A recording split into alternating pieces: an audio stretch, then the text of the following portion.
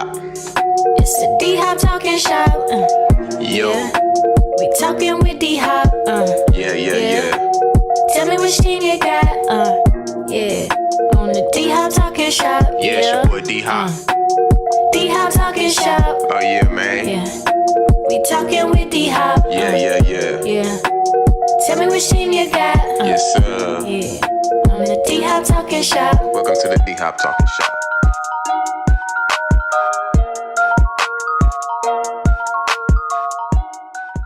Hey guys, welcome back to another episode of the D-Hop Talking Shop, officially episode 16. Crazy that we are now officially in the week 11 of the NFL football season. I remember like it was just yesterday. We was all excited about football season being back, talking about the guys, like what we going to be doing this year, what games we going to and attending. And it's crazy that we are already in week 11 of the NFL season. So season is really going by quick with the quickness. So we just got to enjoy it while we can, man. How you guys fantasy doing and how you guys parlays doing? Let me know that in the comments. I got a lot of little things that I want to get into today. Like I want to get into my mid-season MVPs, talk about my rookies of the year and so on. So, just let's go and get today's show started. So starting out, I'm going to talk about all my MVPs. So this is not in order. So my first MVP I'm going to talk about is Lamar Jackson from the Baltimore Ravens, and he's been putting up elite numbers. I know he dropped the ball last week against the Cleveland Browns, a game they shouldn't have lost, but I expect Lamar Jackson to bounce back in a major way because, he's Lamar Jackson, Action Jackson. So, and I love to see Odell Beckham looking like he's healthy. He's been scoring the last 2 weeks, so I've been saying he's been looking real elite. So I got Lamar Jackson coming in, one of the top teams in the AFC. My next one that should be in the MVP discussion is Dak Prescott from the Dallas Cowboys. He's been looking good coming in he's well over 2,400 yards with 17 TDs and 6 interceptions. Dak Prescott led the league in interceptions last season, so he's been looking real good and bounced back in a major way this year. So he's one of my teams that's in the MVP discussion. One of my players that's in the MVP discussion, so got to give him some props for that. My next one is Jalen Hurts from the Philadelphia Eagles, has 22 total touchdowns in the NFL so far, and he has the best record in the NFL right now, so he's also in the MVP discussion with 8 interceptions, so we're going to see what he do against the Kansas City Chiefs. My next MVP is C.J. Stroud, and man, that guy, C.J. Stroud, he looked like he's going to be one of the ones from the Houston Texans. He's well over 2,000 yards as well with 15 touchdowns and 5 interceptions. He's been looking real elite, too. He's a diamond in the rough. The Houston Texans look like they probably got them one. My next MVP would be Tyreek Hill. He's well over 2,000 yards. He leads all the receivers in yards now already. He really went over 2,000 yards in week 8. So he's been looking to lead those guys coming back off a bye. So we're going to see what he do as he continue to keep their season up. So moving on from the MVP discussion, I'm going to talk about the rookie so far who I feel like is in the race for rookies of the year. So my first one for the offensive, I just said he was in the MVP conversation. So he's, of course, in this one, C.J. Stroud from the Houston Texans. Been looking, like I said, been looking real good. The number 2 overall pick. Man, I love to see the Houston Texans come up, man, because those guys been kind of off ever since Deshaun Watson left. But Houston Texans, they always seem like they find a good quarterback. So C.J. Stroud look like he's going to be one of them ones. So he's in the Rookie of the Year discussion. My next one offensive would be Bijan Robinson from the Atlanta Falcons. And, yeah, the guy been putting up major numbers, too. I should have drafted him for my fantasy, man, but I already knew how he was coming. The Atlanta Falcons probably not the best, but, I mean, he been doing everything for their offense. So Bijan Robinson is definitely up there. And my last offensive Rookie of the Year would be Jahmyr Gibbs. He's definitely in that conversation. Starting off, David Montgomery was the number 1 running back, and he done caught his stride. Ever since he done slowed down week 1, but now he's been picking it up the past few weeks. So, yeah, Jahmyr Gibbs. So now I'm going to switch over to the defensive Rookie of the Year. My defensive Rookie of the Year is Jalen Carter from my Philadelphia Eagles, and, man, that boy is a bad guy. That man's a beast. But we already knew how he was coming. I already knew how Jalen Carter was coming, so he's up there. Just look at his numbers. Got a few sacks. He's been dominant in every game he's been played. Last week against the Dallas Cowboys, he was triple-teamed, and when you getting triple-teamed as a defensive lineman, yeah, you got to be in the defensive Rookie of the Year discussion, man. So Jalen Carter's up there.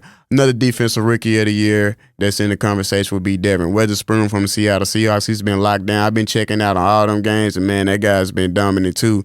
He's already looking like he's going to show to be one of the elite cornerbacks. I definitely going to feel like before the season over with, we're going to solidify him as one of the top 10 cornerbacks in the NFL. So I'm going to get a Devin Weatherspoon out of Illinois with the Seattle Seahawks. So, yeah, them guys found a diamond in the rough. They really trying to build that Legion of Boom back. So, yeah, Devin Weatherspoon. So, move on. That's it for my Rookies of the Year discussion. So, I'm going to move back now. Like I was saying at the beginning of the podcast, we Rookie of the Year and all that. We got the playoff stand. We got a playoff standing bracket now. And, yeah, the little playoffs is shaping up to be a little race for it's really a race in the AFC. The AFC North right now, that whole entire division is in the playoffs, man. So, yeah, it's looking in the lead. And right now, of course, we already know the Kansas City Chiefs, they're the number one in the AFC right now, leading they conference with number one seed with 6-2. They play my Philadelphia Eagles Monday, so we're going to get in more about that game later. Then on the NFC side, we got my Philadelphia Eagles currently at the number one standings right now in the NFC, coming in at 8-1. Those two teams coming off their bye weeks. So we're going to see. That's going to be a real major game Monday. But like I said, I'm going to get back into that game later on down in this podcast, man. So now I want to preview the Week 11 games, all the games that's happening this Sunday. So I want to go ahead, talk about all those games, give you guys my predictions of who I think is going to win. So first, we got the Pittsburgh Steelers and the Cleveland Browns Sunday at 12 o'clock.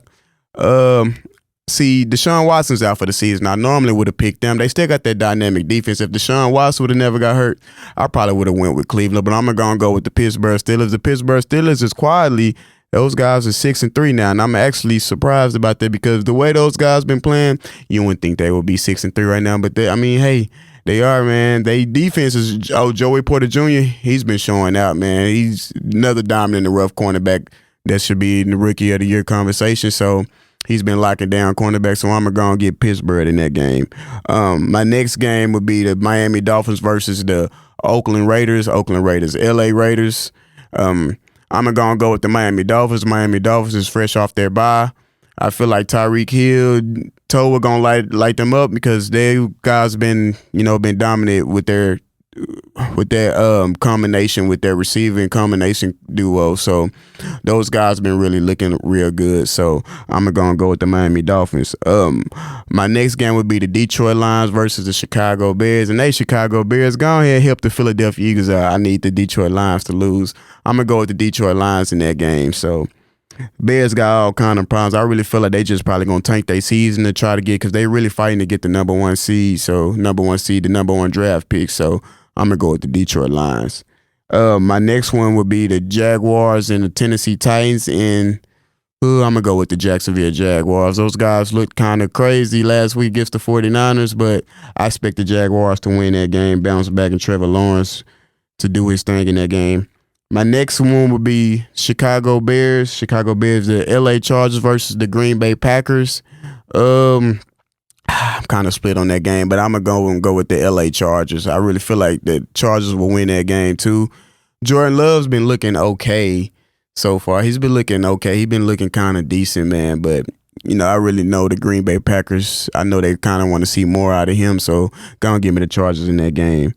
My next one would be Houston Texans versus the Arizona Cardinals. And, yeah, CJ Stroud, one of the ones, man. I feel like he's going to slice and dice their team up. So I'm going to go with CJ Stroud and the Texans for winning that game.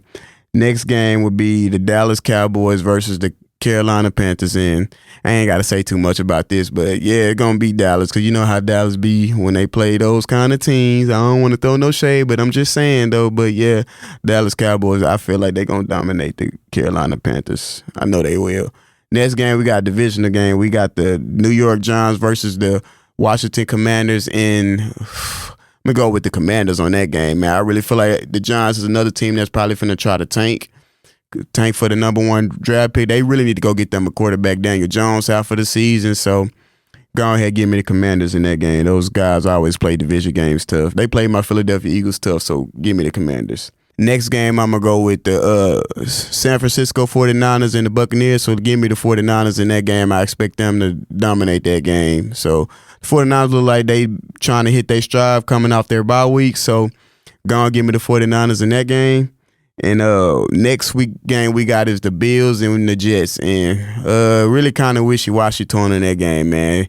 Y'all saw that game last Monday with the Bills with Josh Allen. And, man, crazy that how that game happened with Josh Allen. How those guys lose the game against the Denver Broncos when literally they lost literally because they had 12 men on the field, too many men on the field. Denver Broncos kicked the field goal, and that's what made the Bills lose the game. And that's just poor coach management. Then next day, coach got fired, and Josh Allen was, I ain't got to get on Josh Allen, man. He messed up my parlay, man. So it's okay. Next game we have is the Rams versus the Seattle Seahawks in division game, tough game. I expect that game to be wire to wire, but give me the Seattle Seahawks. I really feel like Seattle will win that game. Seattle been looking dominant too. They kind of been looking okay. They in the playoff. They actually lead their division right now, but San Francisco is right on their heels. Next game we got is the Denver Broncos and the Minnesota Vikings, and man, it's crazy, but I'm going to go with the Minnesota Vikings on this one. Josh Dobbs been looking excellent ever since he got over there. Got to give shout out to Josh Dobbs, man. I love that story from coming over from the Arizona Cardinals. Now he's with the Vikings, and he's really 2-0 with the Vikings so far. So go ahead and give me the Vikings in that game. And the last game, we'll go with the Monday night game. The cap game is Philadelphia Eagles versus the Kansas City Chiefs. And I'm torn between this. I don't know. Of course, I'm an Eagles fan, so I got to be honest. My defense haven't been looking good so far, so I expect Patrick Mahomes to really probably, he going to dice our defense up because my defense hasn't just looked elite. But they also got to face our offense, so not saying because I'm an Eagle fan, but I really feel like we're going to beat the Kansas City Chiefs because I just feel like that just goes to show a testament that how good the Philadelphia Eagles are, so I'm going to go with the Philadelphia Eagles in that game. Should be a good game. I could have been able to go to that game, but I'm going to just go and sit that one out, man. But I expect that to be a good game. So, moving on, I want to talk about I finally went to a Philadelphia Eagles game. I've been an Eagle fan since I was 13 years old and went to go see the Eagles play the Miami Dolphins, and the Philadelphia Eagles won 31-17. I got a lot of little highlights. I had some good seats, real good seats, as you guys see right here. I would say going to that was actually probably like my 5th NFL game in my life. So it was real good game. I had the time of my life, man. Saw a lot of people, saw a lot of got a statue, and I'm telling you, that was a good game. First of all, I want to give a shout out to my pops, man. We went to the game together. Haven't seen my dad in like 7 years, so we had fun at the game. But I would say this, due to that game, like I said earlier, that was my 5th NFL game of the season. And yeah, I would say that NFL games is actually different in person. Like, it's not the same. I would definitely rather watch it on TV. But the Eagles game was fun. Saw Michael Blacksig, saw a lot of the highlights. My dog Jalen Hurts went off, got a little touchdowns clips in my phone. I had to pull that B. Dawkins jersey. I rocked that Brian Dawkins jersey out on this one, so it was real good, man. So real good game, real good. Had fun and time in Philly, man. It's a lot different in Philadelphia. A lot of what I'm used to living down south, living in Dallas. So, real good. A.J. Brown had a good game that day, and yeah, that was a real good elite game. So, but that's really enough about my Philly trip, though. But yeah, like I said, I just had a good time, man. Saw a lot of little things, got lit, got drunk, all that good stuff that you see at football games. I tell you see a lot more things at football games that you don't see on TV. Like, you get to see what they do when they on commercial, all these little things. But yeah, like you guys see right here, my little highlights, my views, and don't ask me how much I paid for the ticket. The ticket was kind of expensive, but don't ask me how much I did for that seat. So, but rounding up, so since we on the Eagles, I want to go to this next topic. So weeks ago, the Philadelphia Eagles played the Dallas Cowboys, and the Philadelphia Eagles won 28-27. And you guys know I was definitely happy about that. But reason what I want to speak on about that game is because it was a lot of little nitpicking going on when the Philadelphia Eagles won that game. Jalen Hurts was literally on one knee. So shout out to Jalen Hurts before I get started on this topic, man. Real warrior, man. Real dog, man. Been a Hurts fan since his days at Alabama and Oklahoma. But I got to say something, man. After the game, a lot of Dallas Cowboys fans were saying how the Philadelphia Eagles needed the refs to win. And I got to say, man, when you look at that game, yeah, it may was some questionable calls. I give you guys that. Some of those calls was questionable. But at the end of the day, if you look at the stats, the Philadelphia Eagles had 10 penalties and the Dallas Cowboys also had 10 penalties. So when you look at it, it was really a fair game. So just a lot of little nitpicking that was going on. And it's like, man. But you know how Dallas Cowboy fans, they hate to lose to the Philadelphia Eagles. And I understand because I hate to lose to y'all too. So we're going to see again when they come to Dallas. That's going to be a good game. I might actually go to that game. So, but since the Dallas Cowboy fans want to talk about the flags, but we also was getting flags that we didn't get too. So, but you know how that go. When a rival lose to a team, they got to blame the refs when it be questionable calls. But like I said, it definitely was questionable calls. I would give you that. But at the end of the day, despite all those flags, the Dallas Cowboys still had a chance to win that game at the end. So, like, you guys was 3-5 in the red zone. 3-5 in the red zone. Like, come on now. Like, you guys missed points.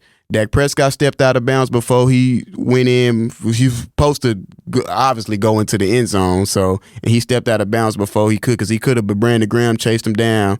So it's like, then the the pass to Luke, your tight end, whatever the tight end name was, he was short. So it's like, I really feel like poor awareness. So you got to take responsibility for that, Dallas fans. So that's what I'll say about that game, man. But like I said, the rematch is coming in a few more weeks. So we're going to see about that when we play them in Dallas. So it's going to be a good game. And the last topic I want to talk about before I close this podcast out is a lot of nitpicking has been going on this season, especially with my Philadelphia Eagles. One thing that makes me mad, and I feel like this needs to be said, is the nitpicking that goes on with a lot of fans. People are always talking about how teams be barely winning by 1 or 2 points. Like, imagine talking about somebody trolling when you imagine winning the Super Bowl and you getting talked about, you're not getting credit because you only won 2 games. Like, come on, man. Like, I just feel like as football fans, we got to be better than that. We got to stop doing that, man, because, I mean, the nitpicking just has to stop. I just really feel like that's just a conversation that needs to be had. Like, who cares if a team barely won by 3? But I don't care if Philadelphia Eagles win 2-0. I think the objective is to win, and that's what they do. That's what the Philadelphia Eagles do. They've been winning. That's all they have been doing. So, I just feel like that's a conversation that a lot of fans should stop doing. So, but yeah, that's the little topic I got. NBA season's officially began. My Miami Heat is 7-4. I'm going to get into a lot of little NBA talk later on down in the podcast. And the college football, I'm going to get into the playoffs talking about that. So, if you guys like today's video, make sure you guys subscribe to the D-Hop Talking Shop.